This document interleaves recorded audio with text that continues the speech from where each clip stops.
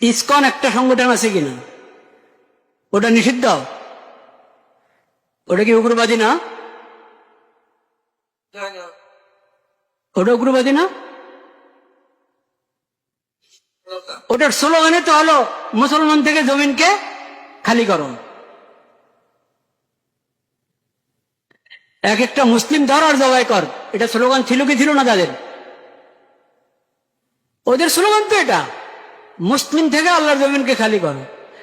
আল্লাহর কাছে হক ধর্ম একমাত্র ইসলাম। তো তুমি তো মুসলিম হওয়া দরকার, মুসলিম হচ্ছ না।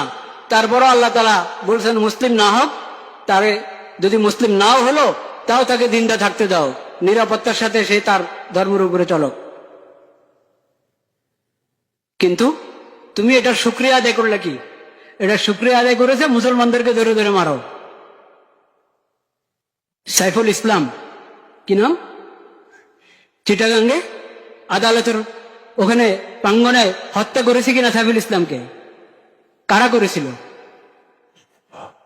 ওটার বিচার হয়েছে?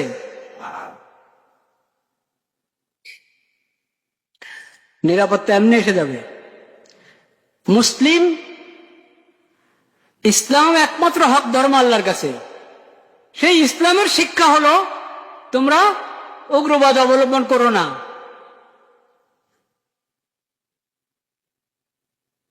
আর যেটার কোনো গোড়া নাই, যে ধর্মের কি নাই, গোড়া নাই। গোড়া নাই অর্থ কি এটা বুঝে নেন।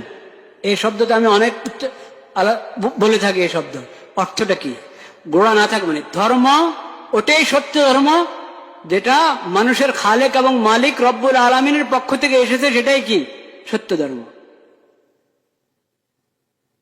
ধর্মকর্ম শরীয়ত, শরীয়ত দেওয়ার মালিক কে? আল্লাহ, যিনি রব্বুল আলামিন হবেন, যিনি খালেক, যিনি মালিক, যার হাতে হায়াত, যার হাতে মওত, তিনিই তো ধর্ম দিবেন, তিনিই তো শরীয়ত দিবেন। তো যে ধর্মের আল্লাহর সঙ্গে সম্পর্ক আছে ওটা হলো সঠিক ধর্ম। যে ধর্মের আল্লাহর সাথে সম্পর্ক নাই ওটা হলো গোড়াবিহীন। ওটা কি? গোড়াবিহীন। এখন আল্লাহর জমিনে একমাত্র ইসলাম ধর্ম আছে যেটার আল্লাহর সাথে সম্পর্ক আছে। ওহীর মাধ্যমে যেটা পাওয়া গেছে এই কোরআন, নবীজির হাদিস, ওহীর মাধ্যমে আল্লাহর কাছ থেকে এই শরীয়ত পাওয়া গেছে, আখিরি শরীয়ত। ইসলাম ধর্ম আগের থেকে সব নবীরা ইসলাম ধর্মের দাওয়াত দিয়েছেন। সর্বশেষ নবী, শ্রেষ্ঠ নবী, বিশ্ব নবী হযরত মুহাম্মদ মুস্তাফা সাল্লাল্লাহু আলাইহি ওয়াসাল্লাম, তিনাকে আল্লাহ তাআলা আখিরি শরীয়ত দান করেছেন, আখিরি আসমানি কিতাব কোরআন দান করেছেন। হেদায়েত এবং নাজাত তার অনুসরণের মধ্যে আল্লাহ সীমাবদ্ধ করে দিয়েছেন।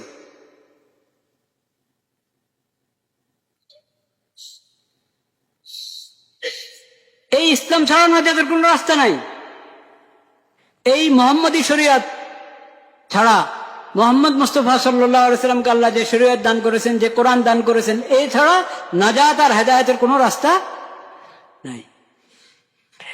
এরপরও আল্লাহ তাআলা এত উদারতা আমাদের এই ইসলামের মধ্যে, শরীয়তের মধ্যে নবীজি এত উদারতা দিয়েছেন যে অন্য সব বাতিল ধর্মওয়ালাদেরকে তাদের নিরাপত্তা দান করা হয়েছে।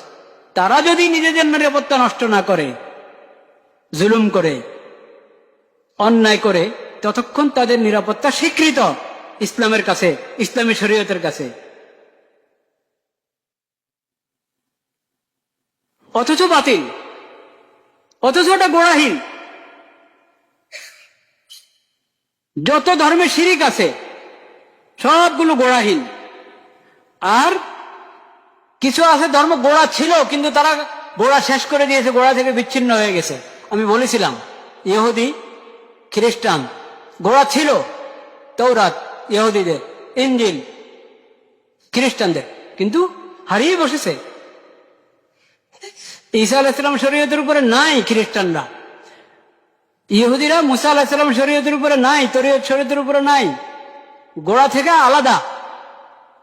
যদি ওরা গোড়ার উপরে থাকতো সবাই হযরত মুহাম্মদ মুস্তাফা সাল্লাল্লাহু আলাইহি ওয়াসাল্লামের উপর ঈমান আনে, মুসলিম হতো।